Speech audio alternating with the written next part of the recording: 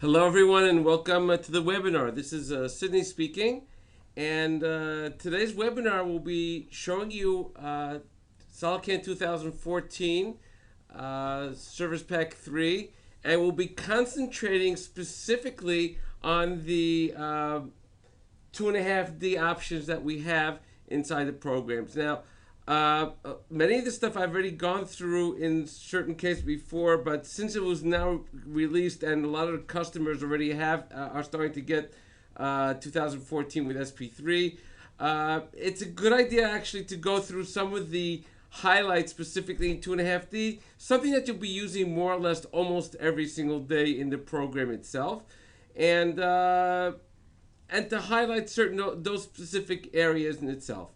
As usual, there will be time for questions at the end. If you do have a question, all you have to do is click on the hand where it says raise hand and write your question in the appropriate area. And don't forget, when you finish writing the question, to click on the send button. That way I'll be able to see the question at the end and actually answer them as well. Okay, so let's get started with the webinar itself. And the first thing I like to do is to actually work on this particular part. Now, actually, the operations themselves I've already done up until a certain point, and this part actually is sitting on a 5-axis machine where its stock is around the part itself. You can see exactly what kind of fixture it's sitting on. So it's actually specifically made for 5-axis. So we have no problem with that at all. Okay, so what I've done here, right now, let's just go through the actual operations I've done to work on this entire part. I'll just go from here up until a specific point which I pre-marked for myself, up until that point over there. Run my simulation using Solid Verify, and as you can see, the tool will go around the part and on all different sides do all the machining necessary to complete this entire part. Working on the top over there, shown over here, working on this side and the other side, drilling the necessary holes that needs to be drilled out. You'll see that in a moment. And once it finishes that, we're basically finished with the machining of this part, as you can see now. Okay, all this is done. Now, normally what you like to do is, in the old days, what we used to do, we used to have to deburr the part, and the way we used to deburr the part was actually take it off the machine, give it to the department that actually deals with deburring, and let them worry about it. But over the years, we've actually started to do this on the CNC machine, just to deburr, to put a little bit of a chamfer on the edges over here, on the sharp edges. So this way, when you take it off the machine, it's completely clean already. Now, of course, we were able to do this already beforehand in SolidCAM itself. However, here's what was the dilemma when working on a part like this. We want to put a chamfer on these edges on top over there, as well as these edges over here, as well as these edges over here. Now note, all of these, including this one over here and that one over there, all of them are at different levels. In order for me to do them, I would have to do different operations, different profile operations, and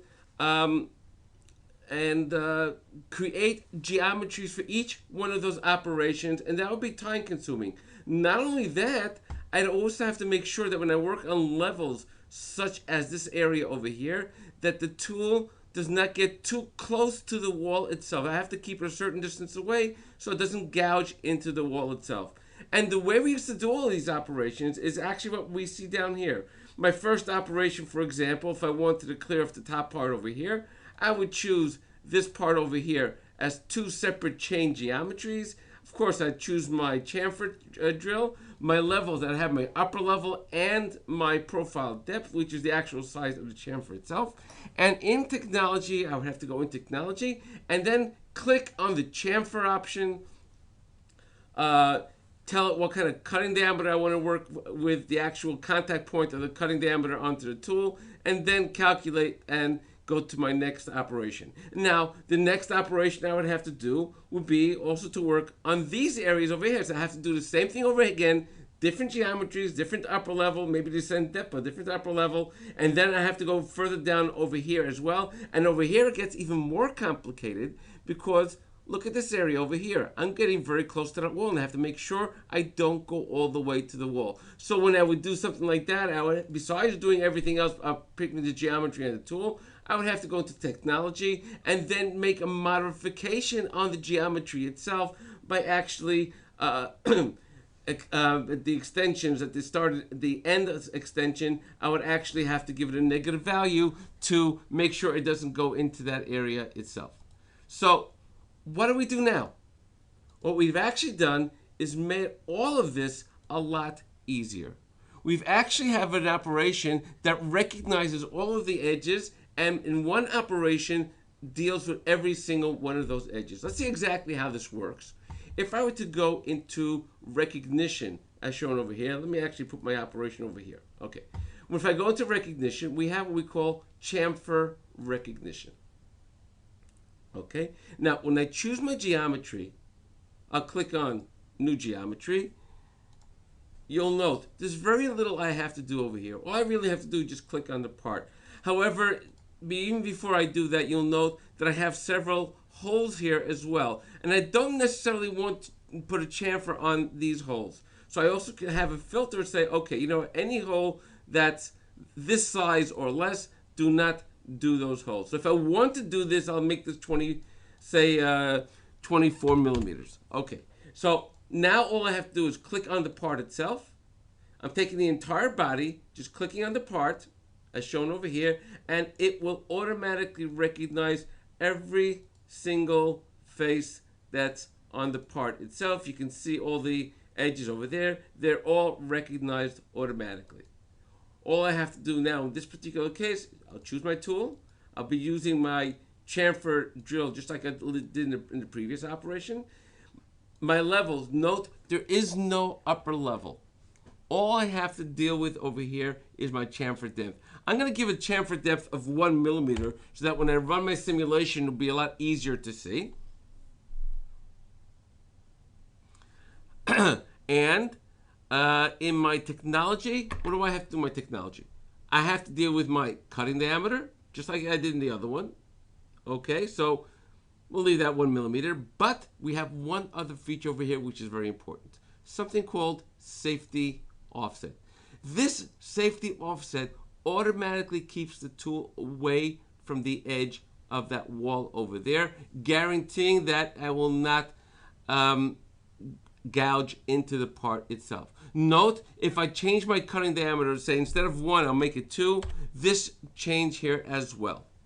Okay, let's actually run my simulation. And now you do solid verify simulation.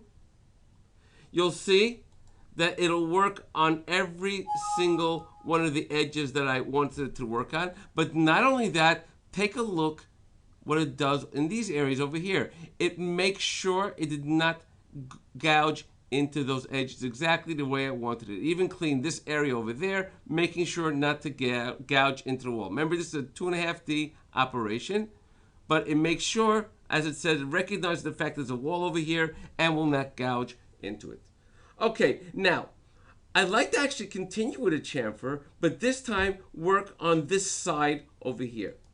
So I'll just do save and copy instead of creating a new operation. When I do save and copy, all I'm going to do is change this from Mac 1 to Mac 2 to be working on this side as shown over here. And when I pick my geometry, this time, since I don't want to pick the entire part, all I want to do is pick a specific face. I can click on face instead, and then click on this particular face as shown over here. And that's all it took in this particular case. Now note, since I did save and copy, I already have my tool there. My levels, my chamfer depth stays the exact same thing. And my technology, I don't have to change as well. Let's just run my simulation very quickly, and you'll see that the tool will do exactly what I wanted it to do, working on this edge around over here. Okay, now let me load the next part. Let me close this one. By the way, this is being recorded and will be on our website as usual. Okay, SolidCAM open, and now I'm opening up my next part over here. Now,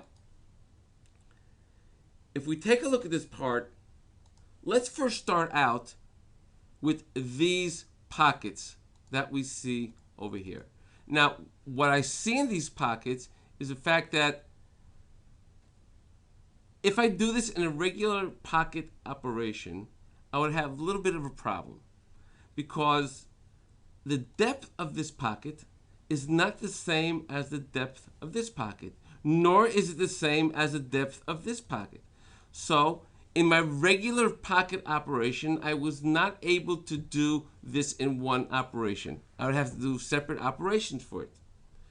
Okay, if I were to take a side view of the part itself and actually put it in the see-through view, you can see that here is one pocket, the end of one pocket, here's the end of another pocket, and here's the depth of the third pocket. So different depths for each one of those pockets.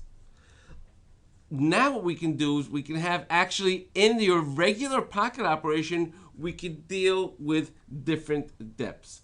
If I were to go into 2.5D pocket,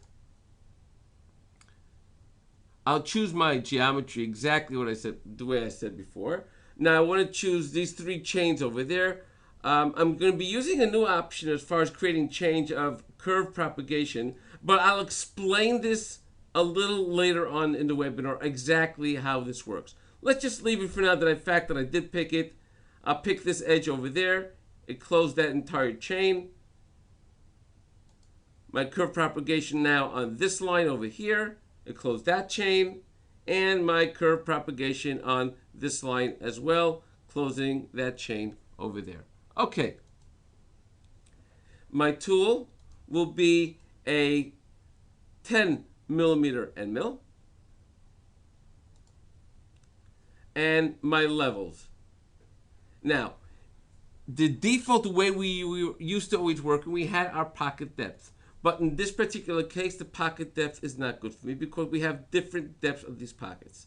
So instead of working what we call here a constant depth, we've added another button over here called variable. If I were to click on that, instead of the field that we had over here before of a specific measurement, here we're going to have a button called variable depth. If I do open that up, you'll note that I have 3 chains and my depth of each chain listed over here.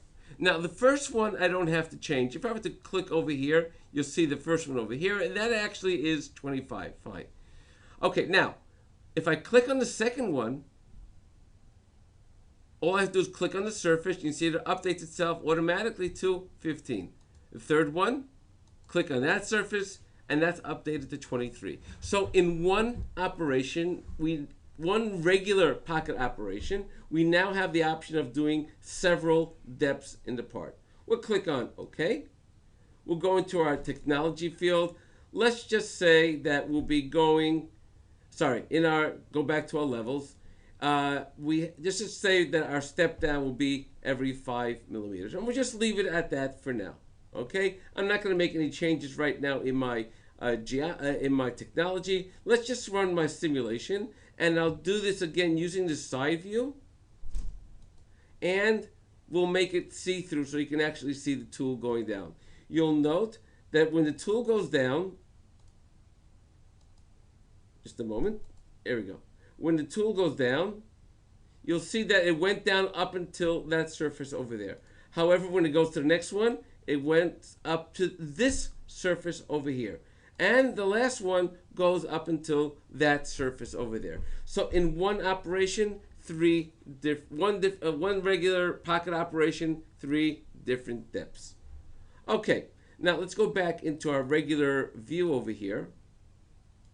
Now, there's one other issue I'd like to deal with in this particular part. If I were to bring up this PDF that I have over here showing the actual drawing of the part, we can note that actually this pocket that I have over here and this pocket that I have over here in both directions has a tolerance to it where it's this particular case it's 75 plus 0.2 minus 0, and this one is just the opposite, 55.5 minus 0.2 plus 0. In other words, the way I'd like to machine this is actually I like to machine this in the middle of the actual tolerance. Okay, so previously, in order for me to do this in Pocket, I would have to actually create a sketch having the updated measurements for that particular pocket. However, what we've done now is we've made a couple of changes. What we've done is actually giving you the option of doing an offset of the geometry in Pocket. We used to have this only in profile operation, but we've added this to Pocket. If I were to click on geometry, you'll note we have all three chains as shown over here. We have our first one, second one, and third one. If I were to go to the first one and say, give it an offset of 1 millimeter, note what happens. This automatically jumps in 1 millimeter. If I were to click on apply to all, then all of them would jump in to 1 millimeter. However, if I want to make a different offset over here, I can go to my second chain as shown over there and write -1. Note it changes direction. And my third one, I'm going to have that at 0. Again, note it also changes back to the 0 point. Okay? Note also that next to our offset geometry, we have now a pencil mark here as well. This pencil mark shows us that there was an actual change made to the geometry. In other words, there was an edit in the geometry itself. If I were to go back, this is actually important because if you've done this operation and then in a month from now come back and go into here yourself, you'll know that this particular operation has an edit to the geometry. Now, if I have to go back into my geometry and change this to 0 and do apply to all, you'll note that since they're all back the way they were, there's no more check mark over there. Okay, now, what we've done in Pocket, we've also added that what we've done in Pocket, we've also done in a slot operation as well.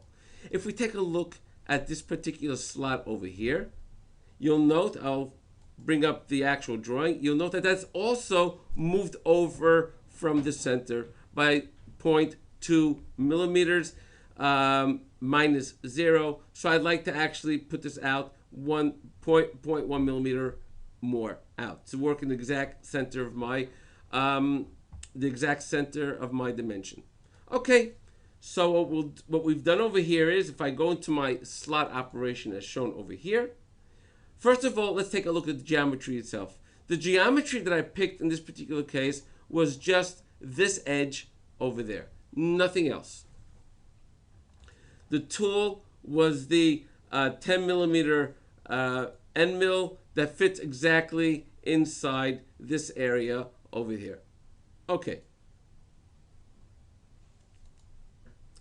We have our levels, our upper level, and our technology to our depth. Now, what we've done here, again, we've also added the option of being able to do a modified geometry as shown over here. First of all, I told her I want to work on the left side instead of on the middle. Next, if I go into geometry, you can see that my modified offset has been changed over there, thereby changing the actual position where my milling will be done on that slot. Okay. Now, we've also added the option of modifying a geometry in our drill operation as well. Okay, for example, if I go to my PDF, you'll note that these two holes over here have a tolerance of 0.4 minus 0, and the ones in the bottom, however, did stay the same. So what we can do in this particular case is, if I were to go into that operation, we have our geometry as shown over here, which is showing the exact 4 holes that I'm going to be drilling in. That's my geometry. However, if I were to go into my modify, you'll note that we have our 4 different points, and each one of them can have a different hole shift direction in X and Y. This one over here, that one was stayed at 0, and this one stayed at 0 as well. And this first one over here was changed as well by 0.1. Let's take a look closer. You can see that here's the center of the actual drill. However, this is where I'm going to be drilling it. Exactly moved over according to the tolerance that's on the blueprint as well. Okay. Let me close this part. And I'm going to open up my next part. Now, in my next part, I'm going to be, actually my next 2 parts, I'll be talking about our toolbox operations that we have. Now, toolbox is actually a very simple operation. That's all it is. It's a canned operation. Now, we've had it for a while, but people aren't using it as much as they really could use it to help them make it make your programming time work a lot easier. So there are certain particular operations I'd like to go through that can be used almost in many cases on a daily basis. For example, let's take a look at 2 aspects of this particular area, of this particular part. Let's take a look at this corner over here. And we're going to take a look at the O-ring over here. Let's first take a look at the corner. I'd like to clear out the area of this corner over here. Now we're talking about we're working on full material. So normally, the way we would normally do it in the profile, in the pocket operation, I would add a sketch over here and then mark those edges as open edges so it can work from the outside, but I have to create a sketch. I can also do this as an offset profile operation, but then if I do an offset profile, we would have excess moves over here in this area of it as well, and that I do not want at all as well. So what we have in the toolbox is an operation specifically made for simple corners as shown over here. If I were to go into 2.5D toolbox cycles, we have the option of simple corner as shown over here. Simple corner is exactly that. All I do is pick the actual corner itself, the wall of the inside wall of the corner, and the rest is automatically calculated by the program itself. Let's create the geometry. The geometry in this particular case is going to start over there and take these 3 elements. That's all I want to do. Okay? I'll be using 10 millimeter end mill, and my levels, my upper level is the top over here. Now note, when I go into these fields, you've always remembered me going into upper level, clicking over here, clicking on the surface itself, giving it an OK, and then come back in here. Today you don't have to do all that. All I have to do is highlight that particular area and just click on the surface, and it's done automatically. My depth, same thing as well. Click on the surface and it's automatically updated. That's not what I need to update it to. It has to be updated to this surface. Not a problem. Okay. Next, in our technology field. In our technology field, we have the following. My actual step down on the part itself. Let's just step down every 5 millimeters. And we also have a step over. How much to step over every single time I work on the part. You see, it's step over from one path to the next path itself. We can work in one way or zigzag. Let's do just zigzag for now. And we'll run our simulation. If we take a look at the simulation itself, you'll see that the part is being machined in this area over here. And you'll also note, let me get rid of the holder so you can see this a lot better. Putting it in the top view, you'll see that there are no excess moves over here at all. Okay? Now, if I take a closer look at this part, and I'm sure we've all noticed this as well, I have to do this, but not only here, all of these I have to do as well. Now, in this particular case, the part is exactly sitting in the middle, so, and everything spins around the middle itself. So I'm going to do a transform operation. However, to do a transfer operation, the way we all remember is that I have to go out of this operation, right-click on the operation, do transform, and then go into choose whatever I have to do. I don't have to do that anymore. I can do directly click on this icon over here inside the operation itself, transformation, and continue working. I want to take that particular operation, rotate it, say list. I want to include the original and load it and do it 3 more times at 90 degrees and add that to my list. And that's all there is to it. Run my simulation, and you'll see now that they are all being machined, every single one of those corners. Okay, now, since I'm here already, you'll note that this particular part has another corner over here as well. So let's actually just do a simple save and copy, because I want to use the exact same strategy, the simple corner. Just change my geometry and depth. Choose a new geometry, 1, 2, and 3. That's my geometry. And same tool, my upper level this time is over here, and my depth is up until that area over there. That's it. Save and copy. Save and calculate, sorry. Let's run the calculation itself, and you'll see that it's now working on these areas as well. Okay, now, as I said, this part we also have to deal with the O-rings as shown on top over here. So what we're going to do is as follows. Well, the way we used to do this, before we had this in Toolbox, was I would have to create 2 separate operations. One operation to go down in the middle of this particular slot over here, and not only go down the middle, I would also wanted to helical into that surface itself. Then after it finishes, I would have to do another operation to work on the walls. Well, what we've done here is very simple. If I go into 2.5D, Toolbox cycle, we have the option here of O-ring.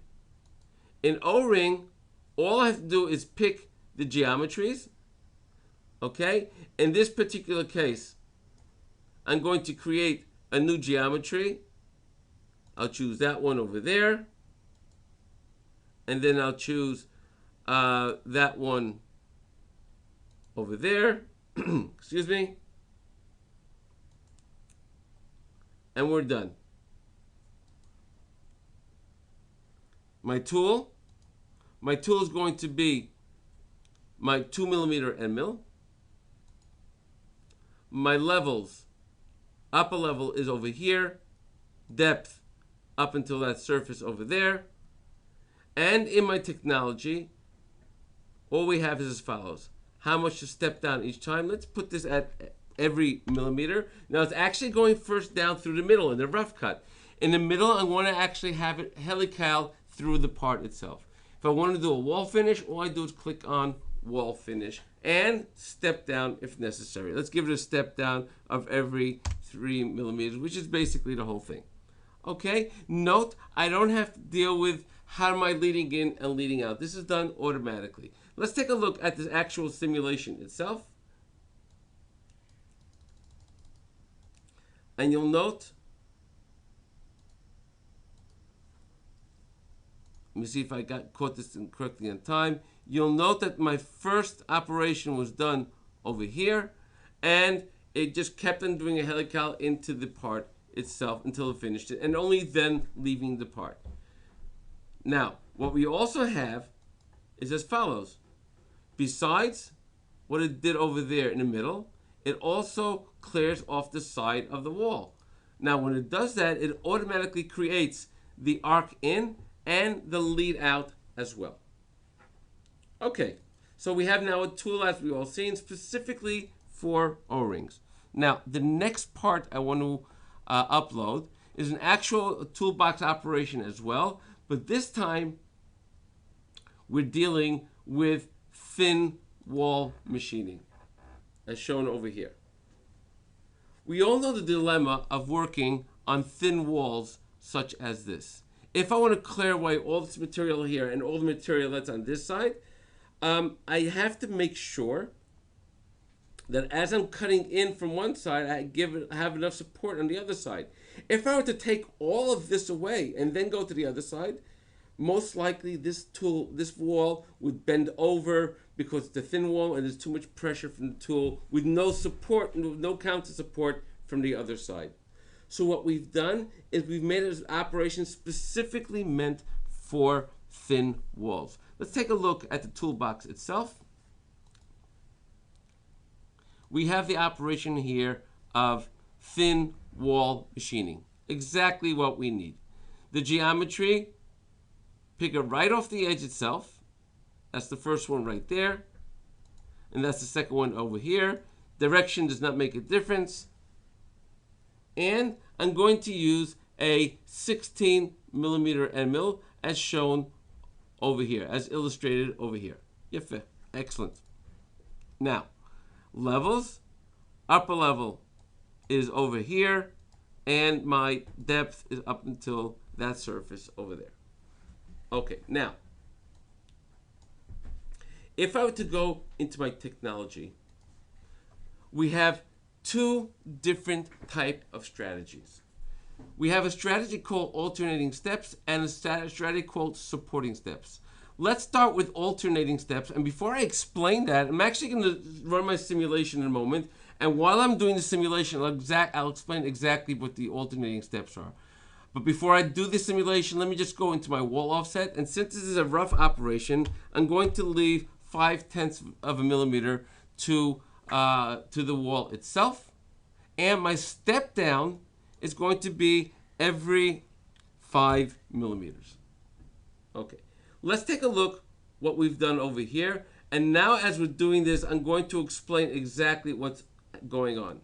You'll note that the tool is going down as shown over here. One more option I forgot to deal with was in my technology area, we also have clear offset. How much do I want to offset from the actual wall itself? If I were to click on this area over here, it'll offset to there. If I want it less, I can always change it. Let's have it at 28 millimeters. Okay, let's run my simulation now.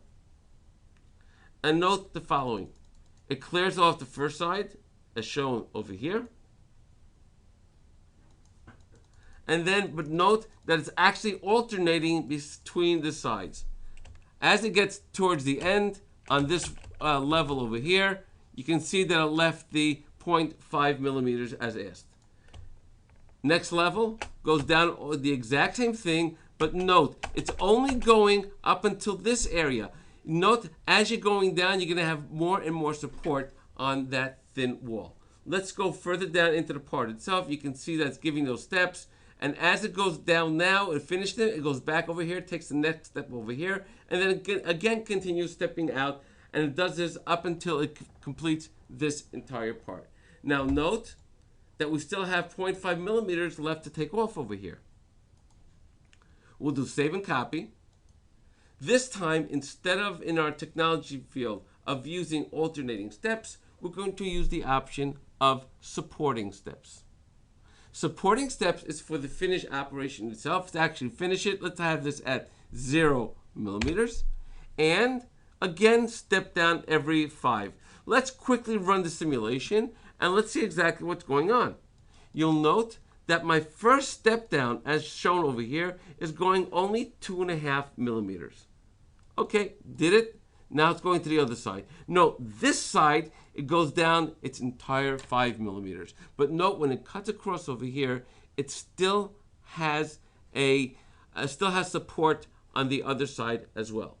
Note, this is what happens actually on this entire part. Let me do this a little slower again. As you can see, as it's going down, it goes down that much more, 5 millimeters, alternating between steps, making sure that there's always enough support as you're cutting that particular wall. Okay, let me go out and let me load one more part. Okay, we're going to open that up. I'm going to be loading something called tangent and Z.